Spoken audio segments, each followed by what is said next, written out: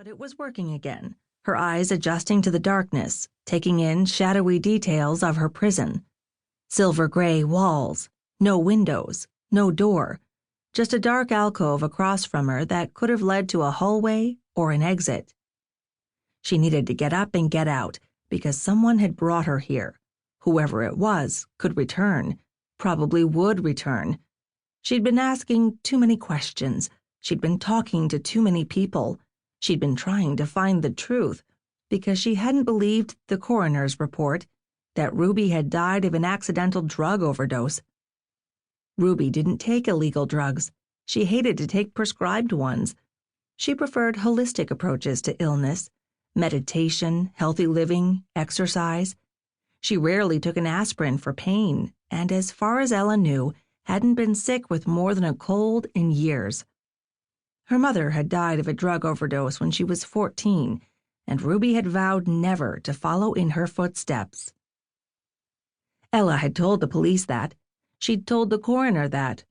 They hadn't listened because Ruby had been found in her car, drug paraphernalia on her lap. Toxicology test had proven what had been obvious to the officers who'd found her. She'd died of an opioid overdose. That was a fact Ella didn't dispute. What she questioned, what she absolutely could not believe, was that Ruby had administered the drugs to herself. So, while she'd worked on cleaning out Ruby's apartment, she'd talked to people who'd known her cousin. A social worker, hired by the county to work with recovering addicts, Ruby had met a lot of people. Ella had wanted to speak with all of them. In the few days she'd been in town, she'd done everything she could do to achieve that goal. She'd talked to co-workers, to neighbors, to members of Ruby's church. One of those people must not have liked the questions she was asking. Or maybe word had gotten out that she was making visits to the police, insisting that her cousin's death wasn't an accident. Newcastle was a small town. People knew each other. They talked. Whatever the case, Ella had been at the medical clinic, waiting for a key to Ruby's office. She'd needed to remove her cousin's personal belongings, and she'd wanted to look for anything that might help her make sense of the tragedy. She'd heard footsteps behind her, turned, and that was it. All she remembered. Her mind was blank. Just a blank void that she was frantic to fill with knowledge, because she had no idea what had happened, how she had gotten here, or who had brought her. She only knew that she had to escape. Something scuffled in the darkness. Fabric against metal, or feet shuffling against the floor. She tensed, terror finally slipping through the numbness. Someone was there. She could feel the presence like an icy finger running up her spine. Whoever it was moved almost silently. Just those soft, scuffling sounds mixing with the frantic pounding of her heart.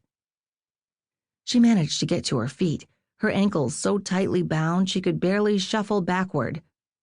Even if she could run, there was nowhere to go, just the dark alcove and the deeper, darker shadow moving through it.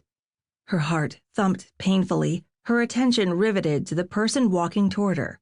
Tall, broad, a man, she thought, but it was too dark to make out details of his face or features. She yanked at her bonds, trying to shuffle farther away as if somehow she could disappear into the darkness. "I'm not going to hurt you," the man said so suddenly, so unexpectedly, she jumped.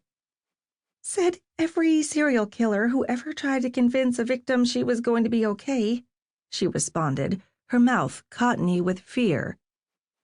"If I were a serial killer, I don't think I'd be worried about comforting you, not when you're already bound and helpless." "I'm not helpless." She glanced around, looking for a weapon, because she was helpless, tied up, alone, probably far away from civilization. "You are, but you don't have to worry. I'm not going to hurt you." He was close now, so close she could see his chiseled features, hard jaw, prominent cheekbones, light hair, eyes that were looking straight into hers. "What do you want?" she asked, still twisting her wrists, trying to loosen what felt like duct tape. If she could free her hands, she could fight. If she could fight, she had a chance of escaping.